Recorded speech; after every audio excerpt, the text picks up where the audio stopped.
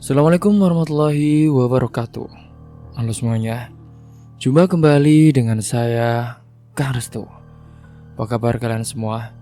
Semoga kalian selalu sehat, baik, dan tentunya dimudahkan segala urusannya oleh Tuhan Yang Maha Esa. Amin, amin, ya rabbal alamin. Oke, seperti biasa, kali ini saya akan menceritakan sebuah kisah horor. Dan bagi kalian yang baru bergabung di channel kami, jangan lupa klik tombol subscribe-nya.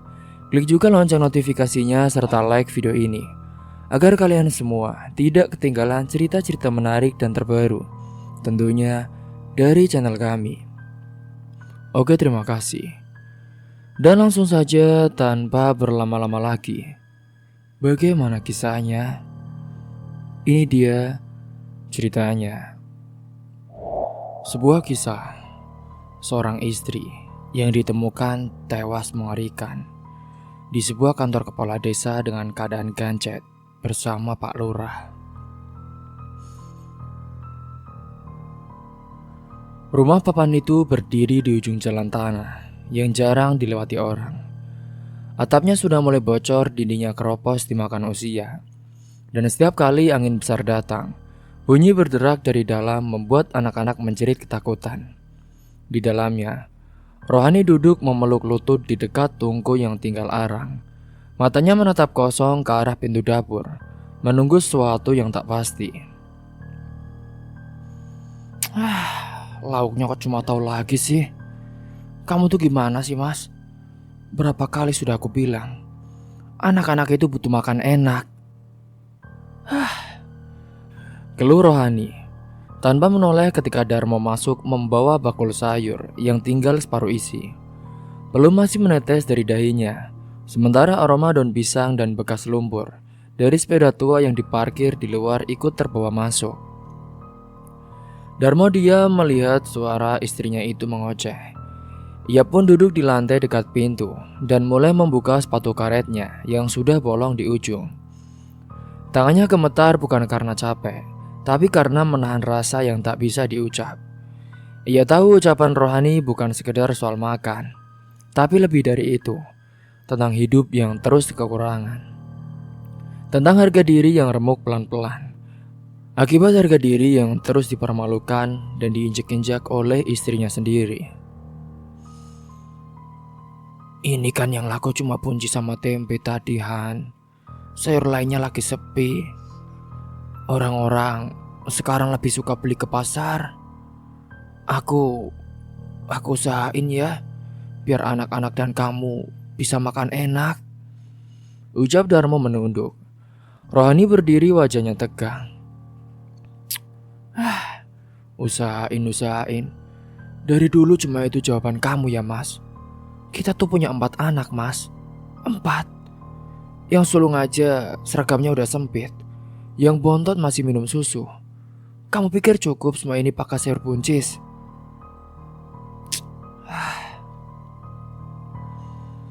Anak-anak mendengar pertengkaran itu dari bilik kecil sebelah dapur. Tak ada yang berani keluar. Sementara yang sulung, Siti, saat itu datang. Ia menggenggam tangan adiknya yang baru bisa berjalan. Mereka tahu kalau suara ibu sudah keras, ayah pasti akan diam saja. Tapi malam ini lebih panjang dari biasanya. Suara Rohani tak cepat reda dan suara ayah tidak terdengar sama sekali. Darmo bangkit pelan dan berjalan ke dapur.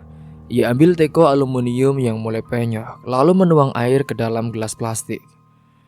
Diminumnya perlahan. Rohani pun berdiri di belakangnya dengan dada yang naik turun. Mas, bilang aja ya, kalau kamu memang gak bisa kasih kita hidup lebih baik, Mas. Udah, kamu ngaku aja. Aku juga gak buta ya, Mas. Tiap hari cuma dapat 20 ribu. 20 ribu dapat apa, Mas?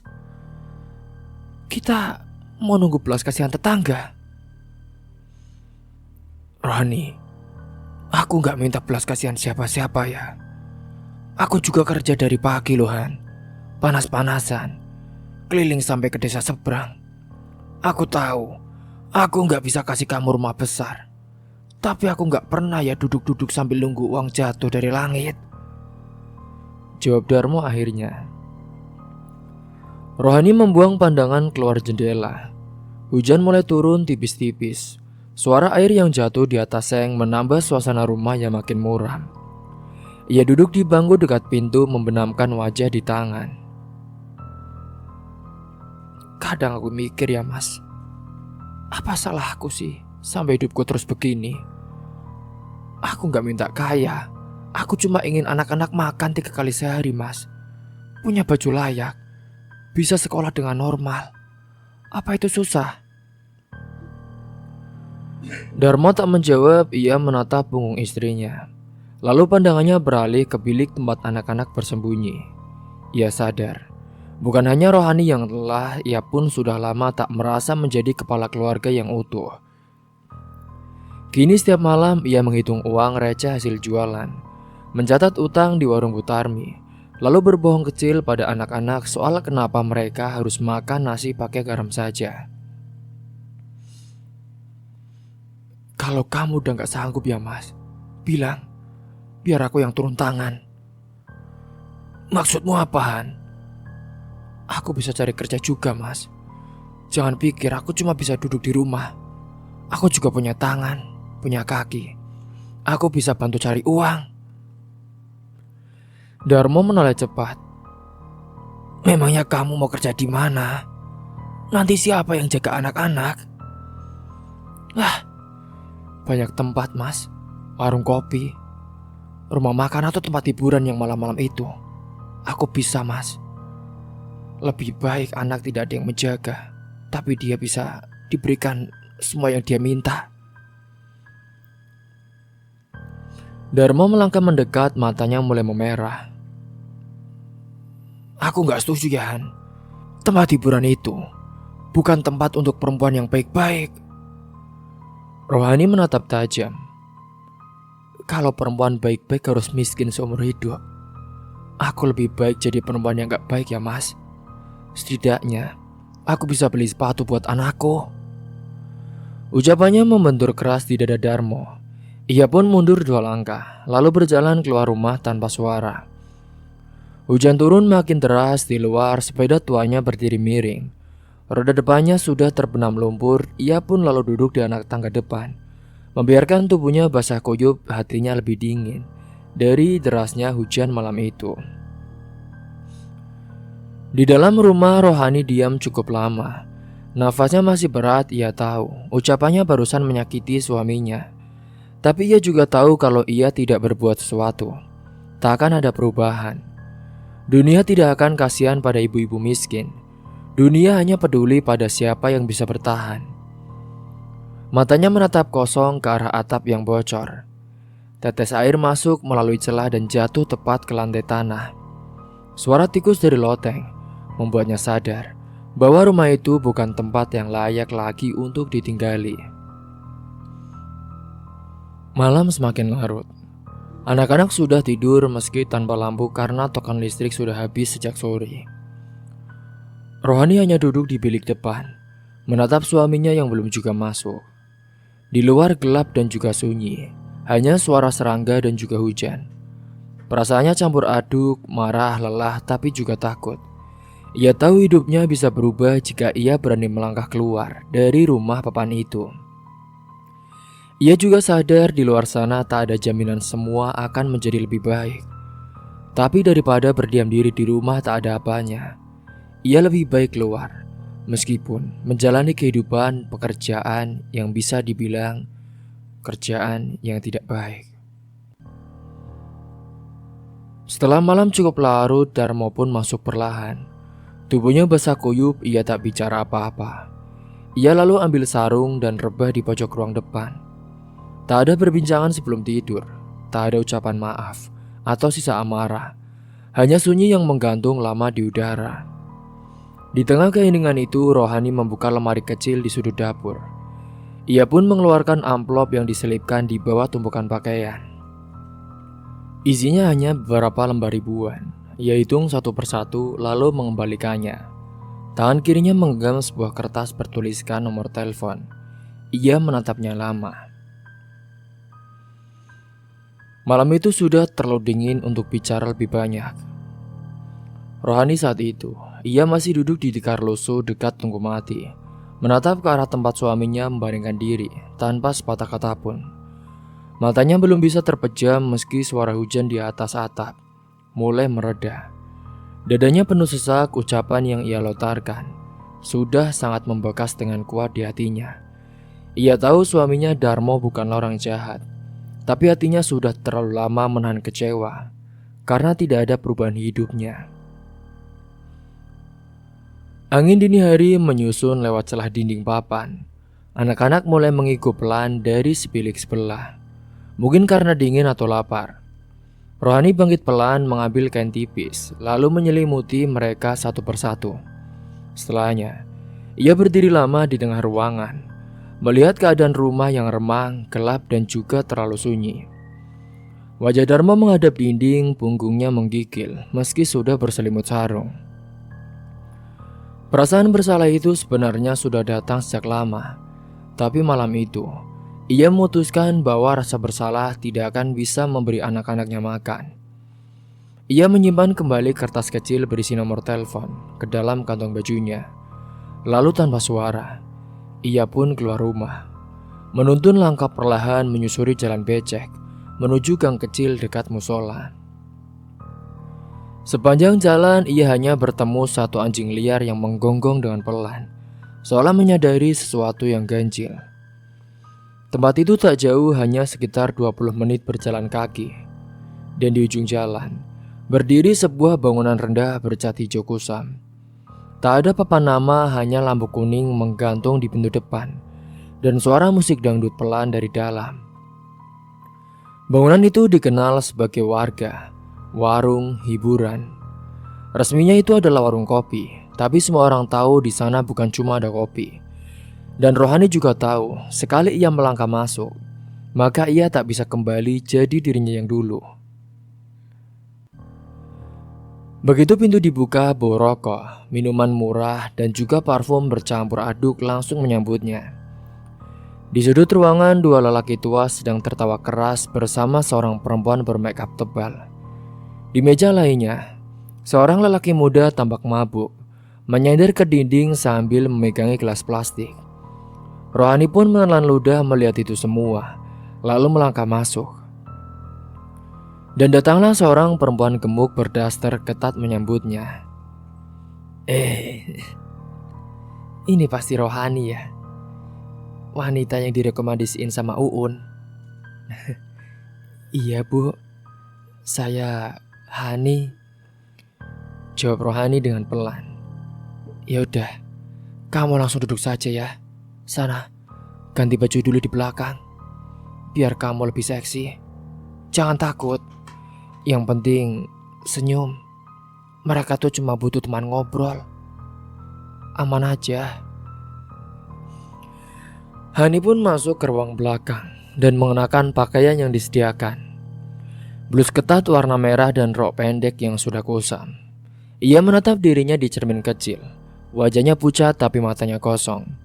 Di sudut hatinya masih ada yang menjerit, tapi suara itu makin lama semakin jauh. Semalam penuh ia hanya duduk menemani dua tamu tua yang sibuk menceritakan masa mudanya. Tawa mereka keras, tangan mereka ringan menyentuh bahu. Rohani menahan nafas setiap kali harus mendekat. Tapi ketika pulang, perempuan gemuk tadi menyelipkan lembaran 100.000 ke tangannya. Hani, besok datang lagi ya. Kalau ada tamu penting, aku akan kasih ke kamu. Kamu best deh. Tadi pelanggan itu merasa puas dilayani oleh kamu. Iya bu, makasih ya bu. Saat pulang ke rumah, Fajar pun sudah menggantung di ufuk timur. Ia berjalan cepat agar anak-anak tak keburu bangun. Begitu ia masuk, ia melihat Darmo masih tertidur di tempat semula. Dengan langkah cepat ia mengganti baju, menyembunyikan pakaian merah itu di bawah gentong belakang rumah, lalu pura-pura membuat teh. Pagi itu pun berlangsung seperti biasa. Darmo bangun dan berangkat jualan tanpa banyak bicara. Anak-anak sarapan seadanya lalu pergi ke sekolah. Tak ada yang bertanya kemana Rohani pergi semalam. Tapi di dalam dada Hani menyimpan kegelisahan. Ia tahu rahasia ini harus dijaga rapat. Malam-malam berikutnya Hani pun kini mulai terbiasa. Ia bicara lebih banyak, tertawa ketika dibutuhkan, dan minum ketika ia diminta untuk melayani minum. Uang yang dibawa pulang pun saat itu cukup untuk bayar hutang di warung, beli susu anak, dan bahkan menyisihkan sedikit untuk token listrik. Tapi kini setiap malam saat berjalan pulang, ia selalu melihat ke langit dan bertanya dalam hati, apakah harga dari semua ini akan datang lebih cepat dari yang ia kira? Hingga suatu malam seorang tamu berbeda datang ke warung itu, Pak Lurah Supardi. Ia mengenakan jaket kulit dan celana kain rapi. Ia masuk tanpa suara, duduk di pojok ruangan, dan memanggil nama Rohani seperti sudah lama mengenalnya. Kamu Rohani ya? Rohani mengangguk ragu. Iya Pak. Aku dengar kamu baru. Sini, duduk sini. Duduk di sebelahku, atau enggak di bangkuanku sini. Temani saya sebentar. Obrolan mereka ringan. Saat itu, si lurah basa-basi membahas soal desa, anak-anak, dan juga hidup yang keras. Tapi cara Pak Lurah menatapnya membuat Hani tak nyaman. Tatapan itu bukan seperti seorang pejabat pada warganya, tetapi tatapan itu lapar. Ia benar-benar sudah merasa tertarik dengan Hani. Gini, kamu mau gak kerja langsung sama saya? Gak perlu di sini terus. Saya ada tempat yang lebih tenang, gaji lebih besar. Rohani tak langsung menjawab, tapi malam-malam berikutnya Pak Lurah selalu datang. Ia selalu memesan meja yang sama, selalu meminta Rohani yang menemaninya, dan tiap malam amplop kecil berisi uang selalu berpindah ke tangan Hani. Uang itu nyata mampu membayar kebutuhan dapur seminggu penuh. Hingga suatu malam ketika Pak Lurah mulai berani memegang tangannya, Hani menarik diri pelan. Pak, saya cuma nemenin ngobrol kan Pak, nggak lebih dari itu kan? Pak Lurah tertawa kecil. Sampai kapan kamu kuat hidup seperti itu, Hani? Anak-anakmu itu butuh lebih dari sekedar tempe goreng, Hani.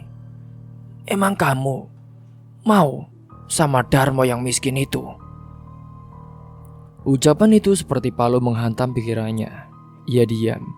Di dalam kepala wajah Darmo muncul sebentar, lalu hilang tertutup bayangan amplop-amplop uang yang semakin hari semakin tebal. Kini setiap malam Rohani semakin tenggelam. Tapi tiap pagi saat melihat anak-anak tidur berderet di lantai, rasa bersalah datang menyelinap. Ia duduk di dekat mereka menyentuh rambut Siti yang mulai panjang, lalu menatap langit-langit rumah yang retak. Kadang ia ingin berhenti tapi uang sudah jadi candu. Rumah mulai terisi dengan hal-hal baru. Kini, semenjak Hani sudah mulai bekerja, karpet kecil pun sudah ada, ember plastik warna-warni, rak piring, bahkan semuanya datang dari tempat yang sama, warung itu, dan juga uang pemberian Pak Lurah. Darmo sebagai suami kini mulai curiga. Ia pun pulang jualan dan tak mendapat istrinya di rumah. Kadang Hani beralasan ikut pengajian, kadang bilang bantu tetangga. Namun Darmo tak pernah bertanya lebih lanjut, tapi matanya sering memperhatikan. Tatapan-tatapan itu membuat Rohani tak nyaman, tapi ia pura-pura tak peduli. Hingga suatu malam ketika sedang duduk berdua di warung dengan Pak Lurah, Hani bertanya saat itu, Pak Lurah, memangnya istri Bapak gak curiga? Pak Lurah tertawa. Istriku sibuk ngurus majelis. Dia gak punya waktu buat urusin aku. Sudah, kamu tenang saja. Lagian, laki-laki itu kan butuh hiburan, bukan cuma ceramah. Apalagi kalau di dekat kamu, wangi, cantik, seksi, aduh, bikin hati adem. Hani hanya menunduk mendengar ucapan-ucapan pujian itu. Tapi di dalam hatinya, kata-kata itu meninggalkan bekas. Ia sadar, ia sedang bermain api dengan orang yang bisa menghancurkannya kapan saja. Ketika malam semakin larut dan musik mulai dikecilkan, Hani pamit pulang. Tapi kali ini Pak Lurah menawarkan tumpangan. Kamu pulang sama siapa nih? Naik sama saya aja yuk. Itu mobil saya di luar. Ayo, gak apa-apa. Saya antar loh. Rohani ragu sejenak. Lalu mau tak mau ia pun mengangguk. Ia tahu, semakin lama ia berada dalam lingkaran ini, maka semakin sulit ia keluar. Malam itu ketika sampai di rumah, Rohani tak langsung masuk. Ia berdiri lama di depan pintu. Rumahnya itu yang terbuat dari papan kayu, tampak gelap, sunyi seperti dia mengawasi apa yang biasa ia bawa pulang. Di dalam suaminya Darmo mungkin sedang tidur, mungkin juga tidak. Tapi Hani tahu, besok pagi ia harus pura-pura lagi. Dan setiap pura-pura itu semakin lama, semakin menyiksa dirinya. Hingga setelah itu ia pun masuk pelan melepas sandalnya dan melangkah ke dapur untuk mencuci wajah. Wajahnya yang masih basah ketika Hani meneguk air dari kendi dekat tungku. Malam itu, setelah pulang dari tumpangan Pak Lurah, ia tak bisa langsung tidur. Wajah suaminya Darmo terbayang-bayang di pikirannya. Wajah yang dulu tenang sekarang mulai sering murung. Setiap langkah pulangnya kini terasa mencuri. Tapi lembaran-lembaran uang yang dia kantongi malam itu membuatnya semakin yakin bahwa semuanya bisa disangkal kalau rumah ini mulai tampak lebih layak. Keesokan paginya ia pun membeli tikar baru di warung kota, lalu membawa pulang 2 ember cat murah untuk mengecat ulang dinding depan rumah. Ia bahkan membeli mainan plastik untuk anak bungsunya. Anak-anak menyambut semua itu dengan senyum lebar, meski tak bertanya dari mana uang hasil dari Hani. Darmo hanya diam memandang dari kejauhan. Ia tak berani bertanya, tapi hatinya berdenyut tak tenang. Singkat cerita, seminggu berikutnya, kini dapur mereka punya rak piring baru. Bahkan yang dulu ia beli dengan atum, kini membuat lagi dengan aluminium. Kasur anak-anak diganti busa tipis. Bahkan Rohani membeli 1 kompor gas bekas dari tetangga seberang. Semua perubahan itu membuat tetangga mulai bertanya-tanya. Ani, suamimu ini panen apa sih? Kok kamu borong terus? Tanya Bu Tarmi dengan nada menggoda. Ini rezeki anak, Bu. Banyak anak kan banyak rezeki. Jadi ada aja yang datang. Tapi gosip tetap berjalan lebih cepat dari suara. Di warung kopi dekat musola sudah ada bisik-bisik soal Hani yang sering pulang larut malam. Bahkan beberapa warga, masyarakat tetangga menyebut ia bekerja di warung hiburan. Ada pula yang yakin ia punya lelaki simpanan. Namun nama Pak Lurah kini juga mulai ikut terbawa, meski tak ada yang berani menyebut terang-terangan. Di dalam rumah ketegangan mulai mengeras. Darmo akhirnya bicara suatu malam saat Rohani sedang melipat pakaian anak-anak. Hani, aku cuma mau tahu, kamu dapat uang ini dari mana? Kamu bisa beli ini, beli itu. Kita kan gak punya simpanan sebegitu banyak. Hani tak langsung menoleh. Ia tetap melanjutkan melipat kaos kecil dengan hati-hati, lalu berdiri membuang baju ke keranjang.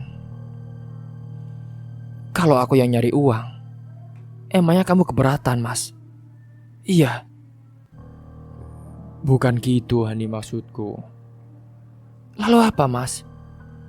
Kamu pikir aku nyolong? Aku ngemis. Darmo menarik nafas pelan. Aku kan cuma pengen tahu. Aku ini suamimu loh. Jadi aku punya hak tahu istri aku kerja di mana. Kamu cuma merasa terganggu kan, Mas? Karena sekarang aku bisa lebih dari kamu. karena aku bisa kasih yang kamu gak bisa kasih kamu. Kamu malu, Mas. Bukannya kamu dari dulu gak pernah malu ya? Hidup selalu kere, gak pernah cukupi semua kebutuhan keluarga. Harusnya kamu yang malu, Mas. Malu kepada dirimu sendiri. Aku bukan malu ya, Han. Aku takut loh. Aku tahu dunia luar gak segampang itu, Hani. Aku takut kamu terlibat sesuatu yang gak benar. Rohani tertawa pendek saat itu. Gak benar. Yang gak benar itu kita hidup miskin terus, Mas. Itu yang kamu mau, Mas. Kalau aku sih, sorry ya, Mas. Setelah perdebatan cekcok itu semakin rumit dan ada yang mengalah. Malam itu mereka pun tidur membelakangi satu sama lain. Tak ada suara, tak ada sentuhan, tapi di kepala masing-masing pertanyaan terus bergema. Darmo merasa ia kehilangan Rohani pelan-pelan, tapi tak tahu cara menariknya kembali. Sementara Rohani dihimpit rasa bersalah dan rasa menang yang bercampur, tak jelas bentuknya. Di sisi lain hubungan dengan Supardi semakin intens. Laki-laki itu semakin sering mengirimkan amplop uang. Kadang tanpa diminta, ia pun mulai menuntut lebih. Bukan lagi hanya ditemani warung hiburan, tapi juga meminta Hani datang ke tempat lain. Kadang ke rumah kosong dekat sawah milik keluarga Supardi. Di sana, Supardi jadi sosok yang berbeda, lebih kasar, lebih mendominasi, dan bahkan lebih ingin dilayani oleh Hani. Hingga suatu malam setelah pertemuan di rumah kosong itu, Supardi pun menahan tangan Hani yang hendak mengambil tas. Hani, cantik, kamu jangan terlalu sering nolak ya kalau aku ajak ketemu. Aku udah keluarin banyak lo buat kamu, Han. Aku nyaman sama kamu, ucapnya sembari menahan tangan Hani dan memeluknya. Rohani menatapnya ke aku saat itu. Aku datang sesuai janji ya. Aku gak pernah telat, tapi jangan paksa aku untuk melayani kamu tiap malam ya, Pak. Supardi berdiri saat itu, wajahnya mulai tegang. Memangnya kalau bukan aku, kamu mau hidup dari mana toh? Suamimu jualan sayur? Hah? Dari mana? Pak, jangan bawa-bawa keluarga saya ya, Pak, jawab Rohani dengan cepat. Supardi pun menepuk meja saat itu. Kalau aku mau, aku bisa bikin hidup kamu susah ya, Hani. Jangan pikir aku gak tahu kamu kerja di tempat itu gara-gara aku bantu. Kamu hutang budi, Han. Rohani terdiam saat itu. Ia tahu benar ancaman itu bukan omong kosong. Nama Pak Lurah bisa menutup semua pintu bantuan kalau ia benar-benar marah. Tapi wajah Pak Lurah itu malam itu membuat Rohani takut untuk pertama kalinya. Ia takut bukan karena takut kehilangan uang, tapi takut pada apa yang sedang dia masuki. Lingkaran ini semakin sempit dan ia makin dalam di tengahnya. Sesampainya di rumah, Hani pun mendapati Darmo belum tidur. Lelaki itu duduk di lantai depan. Menatap kegelapan, mereka tak saling sapa. Rohani masuk dan langsung berganti pakaian. Dan saat hendak tidur, Darmo bersuara tanpa menoleh. Rani, aku gak bisa tidur ya. Kamu dari mana sih? Tiap hari kamu pergi loh, Han. Hani menghentikan langkah. Udah deh mas, kamu gak usah berisik ya. Kamu bilang takut aku selingkuh. Iya. Jangan khawatir mas. Gak semua perempuan keluar malam itu. Dia perempuan murahan. Kata-kata itu terdengar pedas di udara, membuat Darmo diam. Tapi Hani merasa itu satu-satunya tameng yang tersisa. Ia sudah terlalu dalam untuk menjelaskan semuanya. Ia ingin berhenti, tapi ia juga tahu berhenti berarti Ia akan kembali pada dapur kosong dan juga hutang yang menumpuk di warung. Kini hari-hari berikutnya ketegangan makin terasa di rumah. Anak-anak mulai menyadari sesuatu yang tak beres. Sementara Siti, anak sulung mereka, suatu sore bertanya saat Rohani sedang menyisir rambutnya. "Ibu." "Iya Siti, ada apa nak?" Ibu kerja di mana sih? Kenapa pulangnya selalu malam, Bu?" tanya Siti si anak sulung. Rohani terdiam, tangannya berhenti menyisir. "Bu, apa ibu marah? Kok diam saja, Bu?" tanya Siti lagi dengan pelan. "Enggak nak, ibu cuma kerja bantu warung orang. Nanti biar Siti bisa sekolah tinggi, biar gak hidup susah kayak ibu, ya." Siti mengangguk meski matanya tetap ragu. Anak-anak memang tidak pandai bertanya, tapi mereka tahu lebih banyak dari yang orang dewasa kira. Dan Hani tahu itu, ia makin merasa waktu untuk berbohong semakin sempit. Sementara hubungannya dengan Supardi si Pak Lurah semakin menekan. Lelaki itu kini menelpon hampir setiap malam. Bahkan saat Hani sedang bersama anak-anak, ia makin kasar dalam ucapan, makin banyak tuntutan, tapi Rohani tak bisa berhenti begitu saja. Amplop-amplop itu kini sudah menjadi bagian dari hidup. Ia tak tahu bagaimana caranya berkata tidak. Hingga malam itu, ketika ia kembali dari pertemuan dengan Supardi, langkahnya lebih lambat dari biasanya. Rumah itu tampak lebih gelap, udara dingin menusuk. Ia membuka pintu perlahan, membiarkan angin dingin malam menyelinap masuk bersama tubuhnya yang sudah lelah. Di ruang depan hanya ada suara dedak jam tua di dinding. Suaminya tidak terlihat, tidak juga anak-anak. Tapi ia tahu mereka semua di dalam, diam seperti biasa, seperti menunggu sesuatu yang meledak. Ia duduk sejenak di kursi kayu dekat pintu, tangannya meremas sisi roknya yang masih tercium wangi parfum Supardi. Hatinya terasa beku, namun pikirannya masih menolak berhenti. Di atas meja, piring kecil dan gelas air dari malam sebelumnya masih ada di tempat yang sama, seolah waktu tak pernah bergerak di rumah ini. Sementara itu, dari balik bilik gelap, Darmo memperhatikan diam-diam. Matanya memandang istrinya yang terlihat lelah tapi tak menyesal.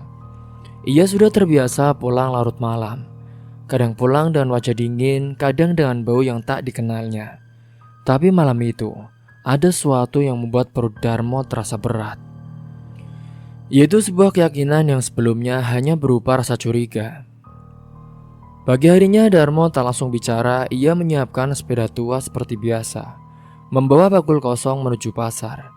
Tapi kepalanya terus bekerja. Ia ingat malam sebelumnya saat ia melihat cahaya lampu hitam berhenti tak jauh dari tikungan. Itu adalah mobil hitam. Dan dari mobil itulah Rohani turun, mengenakan pakaian yang tak pernah ia lihat sebelumnya.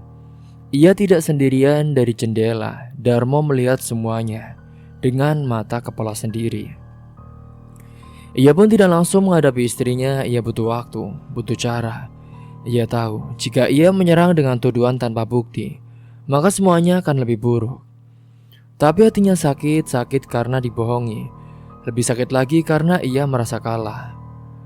Rohani tak lagi bicara padanya seperti dulu. Dan anak-anak pun mulai lebih dekat ke ibunya, karena mereka pikir ibulah yang mencukupi semua kebutuhan mereka sekarang.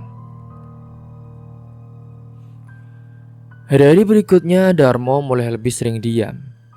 Ia pulang dari jualan tanpa suara, kadang makan tanpa sendiri, kadang pura-pura tidur lebih awal. Hani menyadari perubahan itu, tapi ia juga pura-pura tak peduli.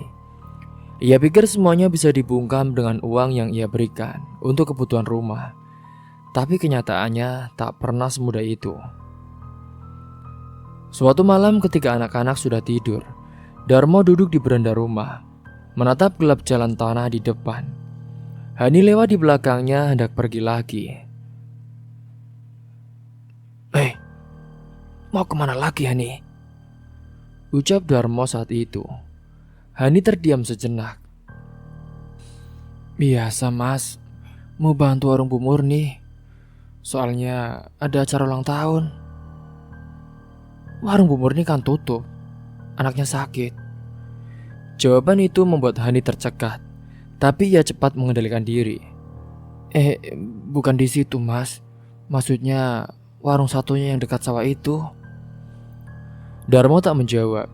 Ia menatap istrinya lama, tapi hanya anggukan kecil yang ia berikan, seolah sudah menyerah.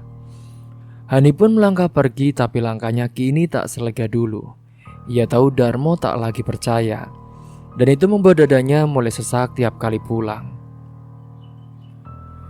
Singkat cerita, di malam berikutnya Darmo sengaja tidak tidur. Ia menunggu duduk di belakang rumah sambil merokok. Ketika suara langkah rohani terdengar mendekat dari arah gang, ia mematikan rokoknya dan berdiri di balik tembok. Dari tempat itulah, ia melihat jelas lampu mobil hitam yang berhenti tak jauh dari rumahnya. Hani keluar dari dalamnya buru-buru, lalu melangkah cepat masuk lewat pintu samping. Darmo tidak mengikuti, tapi malam itu ia merasa sudah cukup tahu. Keesokan harinya ia tak banyak bicara. Ia tetap bekerja seperti biasa. Tapi di pasar ia mulai bertanya pada beberapa kenalan tentang mobil hitam, tentang warung hiburan, tentang tamu-tamu penting yang sering datang malam hari. Ia tak menyebut nama istrinya, tapi dari cerita yang ia dapat, semuanya mulai cocok dengan bayangannya. Termasuk nama Supardi, kepala desa dari mereka, yang disebut-sebut sering membawa perempuan baru ke rumah kosong dekat sawah. Singkatnya, pada sore hari itu dan ia pulang ke rumah, Darmo hanya duduk lama di kursi dekat jendela. Pandangannya kosong, tapi pikirannya berputar dengan cepat. Ia ingin bicara, tapi tak tahu harus mulai dari mana. Ia ingin marah, tapi tak ada tenaga untuk berteriak. Satu-satunya yang ia punya kini hanya diam.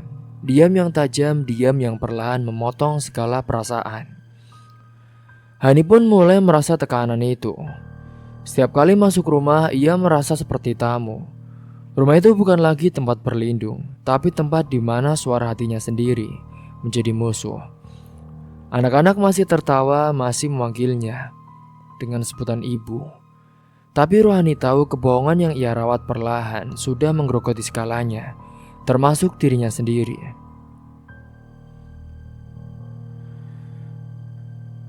Pada malam harinya, ketika ia sedang bersihkan piring di dapur, Rohani mendengar suara langkah Darmo mendekat.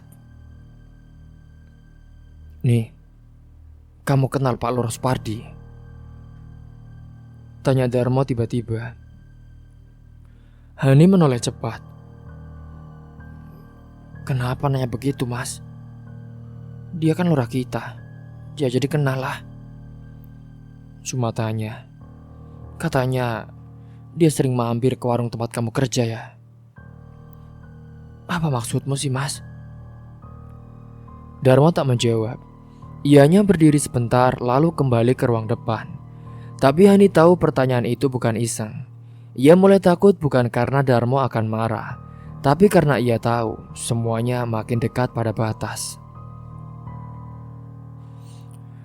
Ketika tengah malam datang, Hani duduk sendirian di dapur. Ia tak jadi pergi malam itu. Amplop dari Supardi pun tergeletak di sudut lemari, belum disentuh sama sekali. Tapi bayangan dari suaminya terus menghantuinya. Wajahnya yang sunyi, matanya yang tidak marah tapi tajam. Semuanya membuat Rohani merasa terkepung pada saat itu. Ia ingin bicara menjelaskan, tapi lidahnya seperti terkunci, dan udara di rumah terasa begitu berat. Rohani duduk sendirian di dapur menatap cangkir kosong yang sejak tadi tak disentuh. Hatinya penuh kegaduhan, tapi wajahnya tetap datar, pura-pura biasa. Di luar malam menyelimuti rumah mereka, dan suara angin menyusup masuk lewat celah-celah papan. Di ruang depan Darmo masih terjaga. Ia berbaring membelakangi dapur. Matanya terbuka menatap dinding. Tak ada percakapan, tak ada langkah menuju kejelasan, hanya jarak yang semakin lebar. Singkat cerita, pada hari itu Supardi mengajaknya bertemu di rumah kosong dekat sawah. Di sana, pria itu duduk santai dengan kemeja dinas tengah terbuka, menyulut rokok sambil memandangi Rohani dari kepala sampai kaki. Ani, kamu makin hari kok makin cantik saja sih kalau lagi serius. Gimana? Kamu udah siap dengar kabar bagus? Rohani duduk di kursi plastik yang telah disediakan.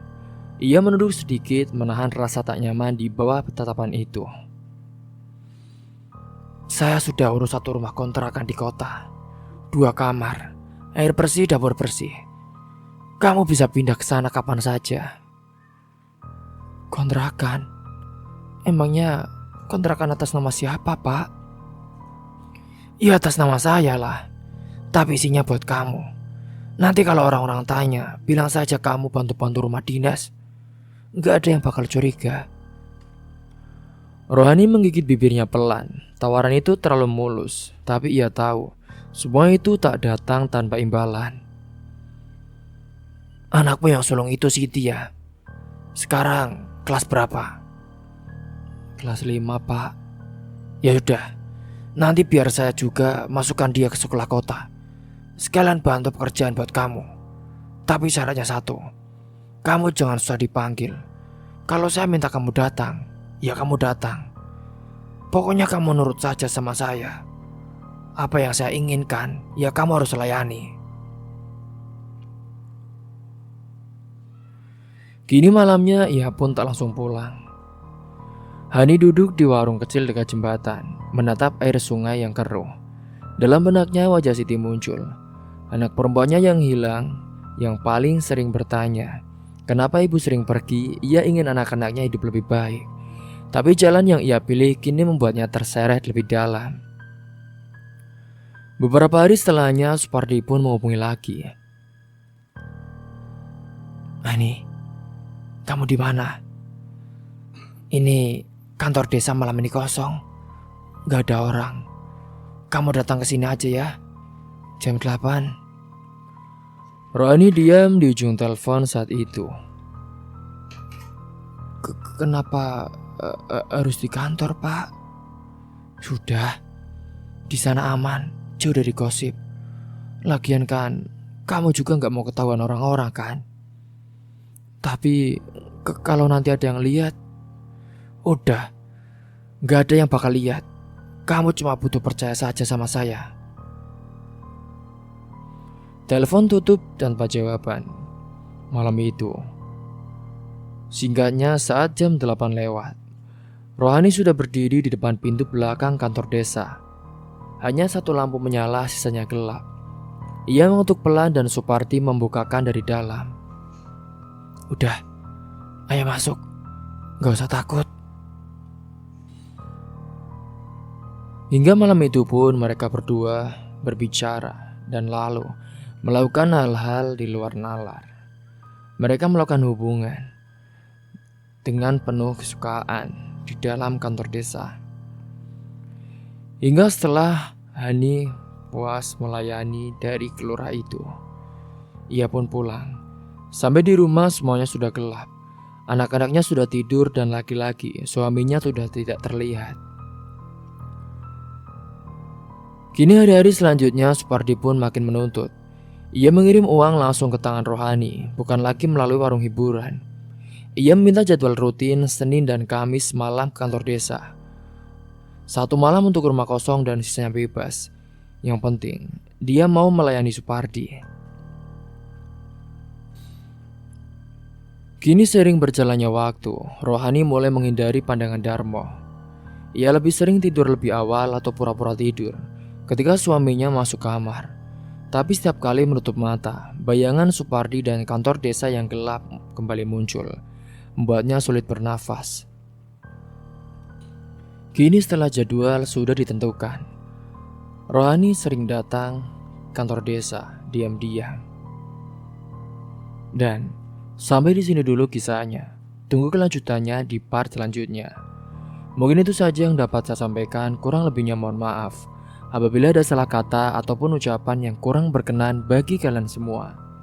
Sampai jumpa di cerita selanjutnya. Akhir kata, wassalamualaikum warahmatullahi wabarakatuh.